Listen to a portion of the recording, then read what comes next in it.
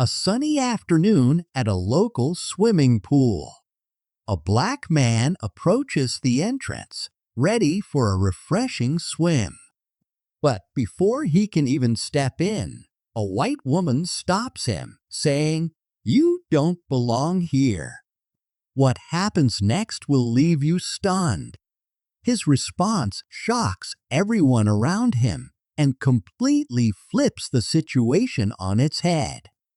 You won't believe how it ends. It starts like any other day at the pool, people lounging, kids playing, and the sun shining brightly.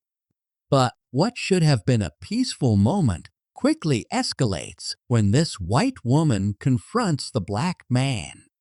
She claims he isn't allowed to enter, making a racial remark that sparks immediate tension. People nearby start watching, unsure of how things will unfold.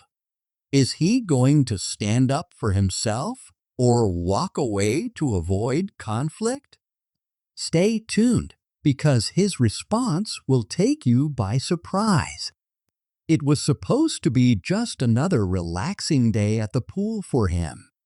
The man, dressed in a simple pair of swimming trunks, had been looking forward to cooling off under the scorching sun.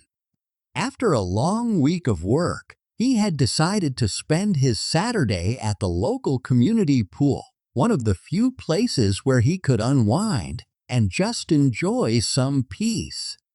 Little did he know, a routine visit would soon turn into a confrontation that would test his patience, self-control, and ability to stay calm under pressure.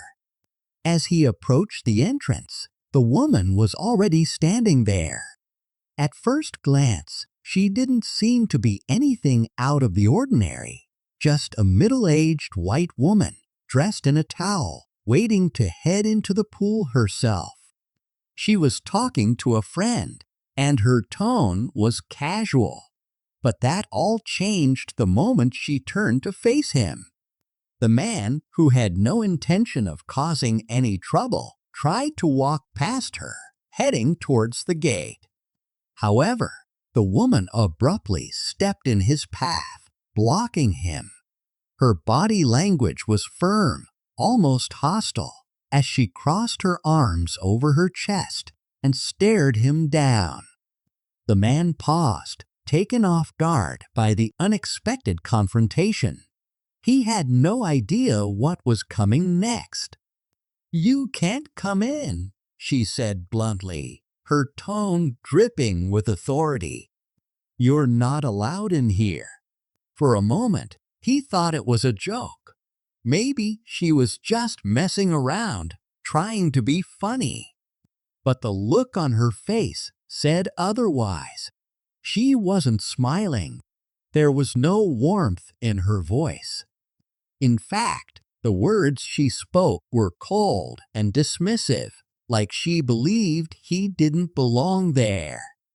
"Excuse me," he responded, his eyebrows furrowing in confusion. "What do you mean I can't come in?" The woman's eyes narrowed, as if she was sizing him up. Then, in a voice that made it clear this was not the first time she'd made such a statement, she repeated herself, her words even more pointed this time. "You're not welcome here. People like you don't belong in this pool." He was shocked, stunned, even. He stood there, frozen for a moment, processing what she had just said. Was she really making a racial comment? He wasn't sure at first, but as the seconds passed, he realized the truth. She wasn't just blocking his way because of some misunderstanding. No, this was something more.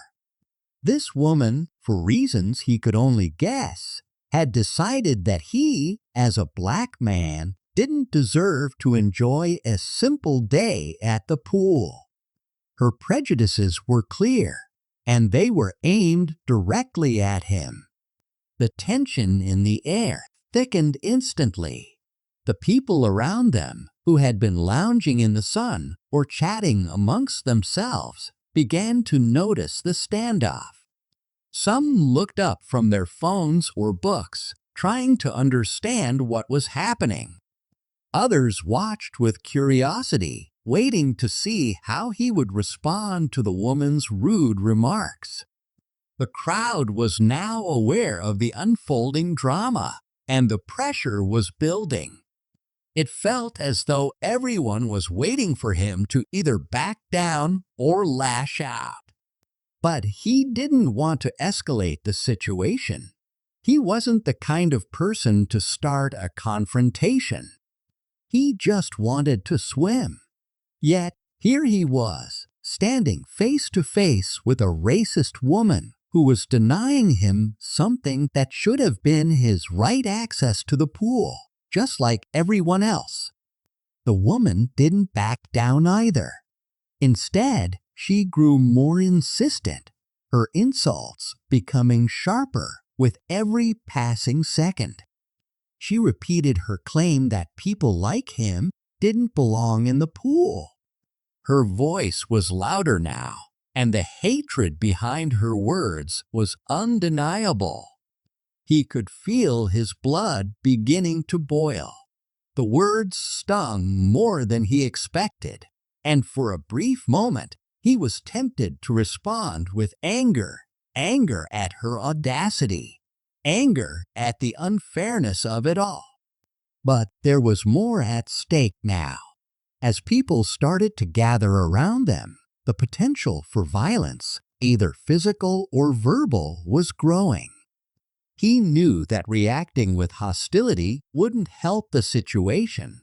It would only give her more power, more justification to paint him as the aggressive one. That wasn't the way he wanted to handle this. But he still had to do something. The question was, what? How would he respond to a racist comment that was so blatant, so public, and so humiliating? At that moment, the challenge was clear. He had to figure out how to keep his cool while confronting the woman's racism. How could he handle this in a way that would make people think twice about their own biases? How could he make sure this moment didn't turn into just another story of a black man being unjustly targeted, but instead show the power of staying calm, collected, and strategic in the face of hate? The pressure was mounting, but he knew one thing for sure. Whatever happened next, he couldn't back down. Not now. Not in front of all these people. The decision lay in his hands. Would he let the woman's insults define him, or would he rise above it all and make a statement that would leave everyone watching in awe? The air was thick with tension, and the black man could feel his heart rate speeding up. He had been in uncomfortable situations before. Racism wasn't new to him, but something about this woman's outright rejection, so public and blatant, felt different. He was used to the subtle looks, the whispers, or the sideways glances that told him he wasn't entirely accepted in certain spaces. But this was open hostility. It wasn't even masked behind a thin veil of politeness.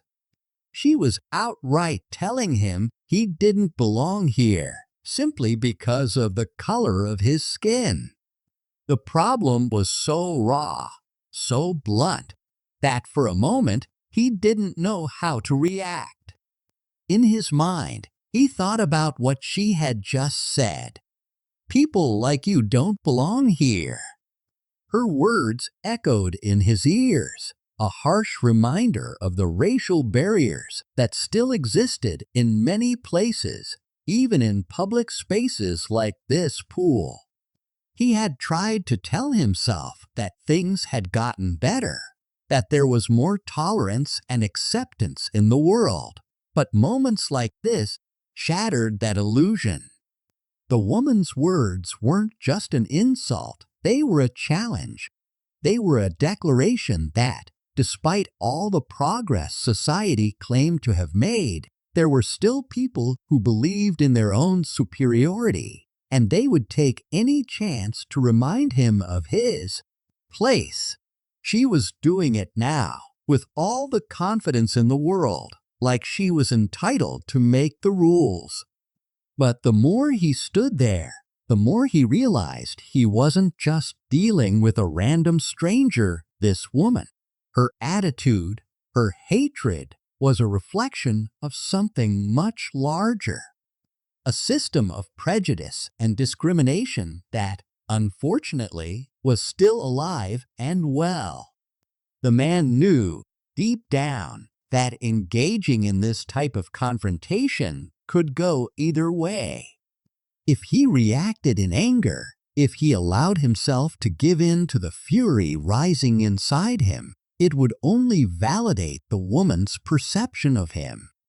She would have the ammunition to label him as an angry black man, someone out of control and dangerous. That wasn't the image he wanted to project, not now and not ever. He didn't want to become just another stereotype. But the question remained, how could he stand up for himself without falling into that trap?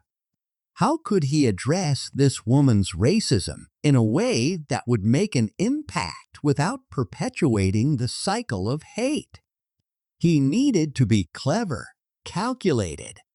The woman wasn't going to listen to reason. It was clear from the way she spoke that she wasn't interested in hearing a word from him. But there was more to his response than simply shutting her down.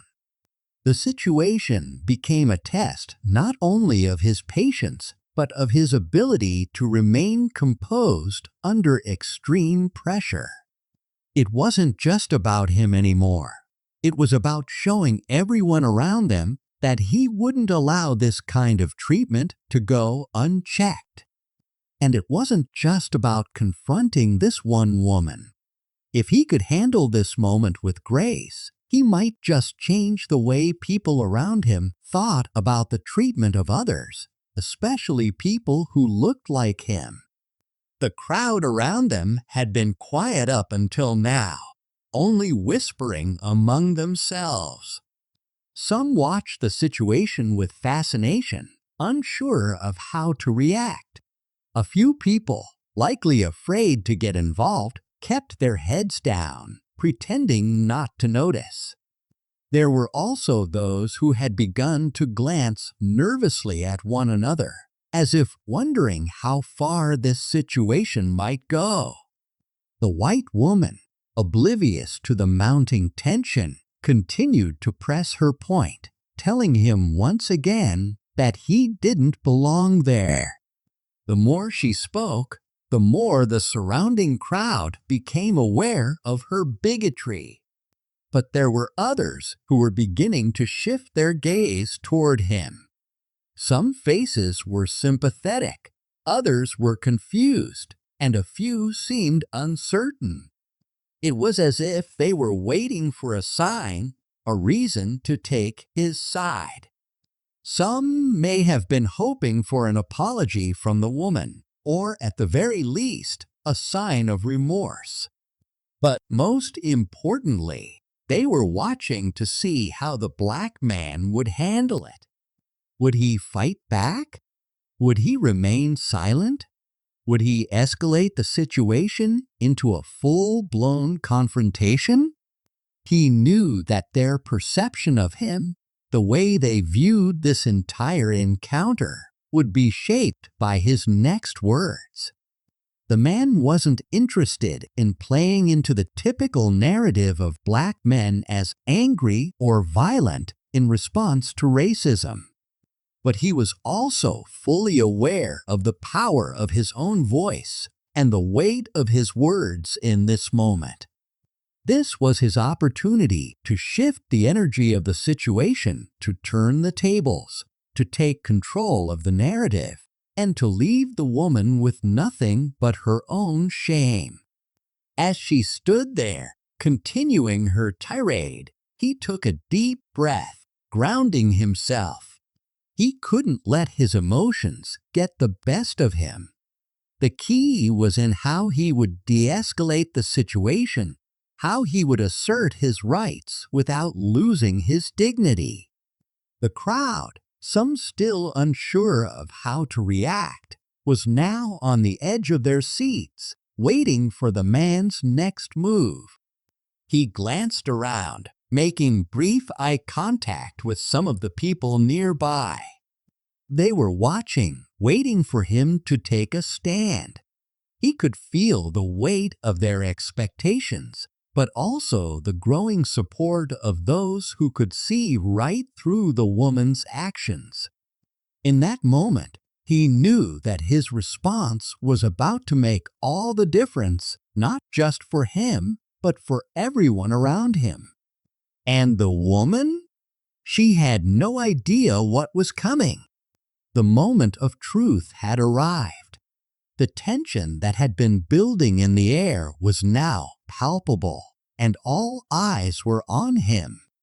The black man stood firm, staring at the woman who had dared to block his path, trying to maintain composure in the face of blatant racism. But the longer he stood there, the clearer it became. He wasn't just standing up for himself anymore. He was standing up for everyone who had ever been wronged, for anyone who had ever been made to feel inferior because of the color of their skin. This was bigger than just a confrontation at a swimming pool. This was a chance to reclaim his dignity and to show everyone around him that such hate and discrimination would no longer go unchallenged. The woman's insults had reached a fever pitch, her voice now shrill as she repeated her claim that people like him didn't belong in the pool. She spoke with such arrogance, convinced that she had the right to dictate who could or couldn't use public facilities. The crowd, now fully engaged, was on edge, hanging on every word. Some were muttering quietly among themselves. Others stood in shocked silence, unsure of how to react to what was unfolding before them. But the black man had no more time for her words. He could feel the fire of injustice burning inside him, but he knew it had to be channeled carefully. This moment would define how this story would be remembered. It was his chance to either let the woman win or to take control of the situation, and he was determined to make it count. In that split second, as the woman was blabbering on, he made his decision. He wasn't going to shout. He wasn't going to lose his cool. He wasn't going to let her drag him into a fight that would only reinforce the very prejudice she was spewing. Instead, he decided to disarm her with something far more powerful: the truth. With a calmness that contrasted the storm raging inside him, he looked her dead in the eyes and spoke in a measured tone. "I'm here because I belong here. I have every right to be here. But you don't get to decide that for me. And the fact that you feel entitled to make that decision says more about you than it does about me." The words were simple, but the weight of them was undeniable. There was no shouting, no aggression. His voice didn't waver. The crowd was silent, and for the first time, the woman faltered. She opened her mouth, but no words came out. She had expected him to get angry, to react with hostility, to give her the excuse she needed to escalate the situation. Instead, She had been met with clarity and calm confidence. It was a moment of pure power. The black man didn't have to raise his voice or make a scene. All he needed to do was stand his ground and speak the truth. The woman's face flushed, her expression shifting from one of arrogance to confusion, then to embarrassment. She had no retort. She had been caught in her own ignorance, and in front of everyone, she couldn't deny it. The crowd that had been so passive just moments before now began to stir. Some nodded in approval. Others exchanged glances as if the tension in the air had finally lifted. The man's words had cut through the racism with precision. He wasn't the one in the wrong here. It was her. And everyone who had been watching now understood that. But the moment didn't end there. The woman, still in disbelief, opened her mouth to speak again. But the black man wasn't finished. He wasn't going to let this opportunity pass him by.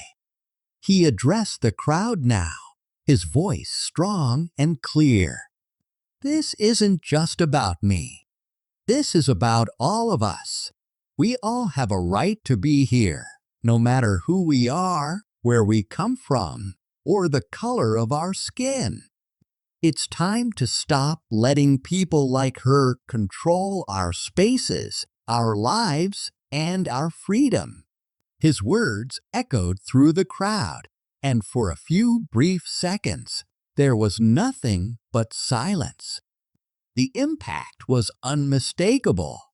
People were really thinking about what had just happened. His ability to remain calm and composed in the face of overt racism had not only exposed the woman's bigotry, but had also reminded everyone around them of the deeper, systemic issues that still needed to be addressed. The crowd, once hesitant, now stood united in the understanding that such prejudice could no longer be ignored. The woman, now visibly shaken, stepped back. She couldn't keep her composure any longer. Her face turned a shade of red, and for a moment it seemed as if she was about to say something more, but she hesitated. The power dynamic had shifted. The black man had taken control, not through aggression, but through unwavering confidence in his right to exist, to occupy space, and to be treated with respect. The woman, realizing that the battle was lost, muttered something under her breath and turned to walk away. She didn't apologize. She didn't acknowledge her wrongdoing. But in that moment, it didn't matter.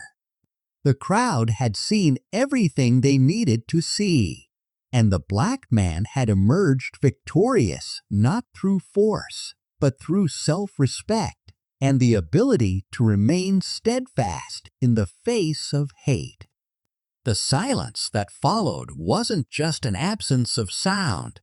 It was a moment of reflection, a moment where everyone around them was forced to confront the realities of racism and the courage it took to stand against it. As the woman walked away, defeated and humiliated, the black man stood tall, feeling a quiet sense of triumph. He hadn't just won a personal battle. He'd sent a message to everyone who had witnessed the moment. It wasn't about shouting, fighting, or revenge. It was about standing your ground, using your voice to claim your space, and refusing to let hate define who you are.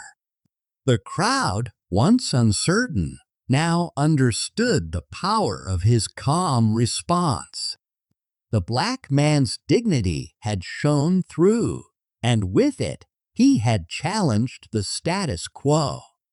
That day, The woman had learned a hard lesson, and the world around them had been reminded of the importance of fighting back against racism, one moment at a time. Don't miss the next story of how one person turned the tables on racism in a shocking way.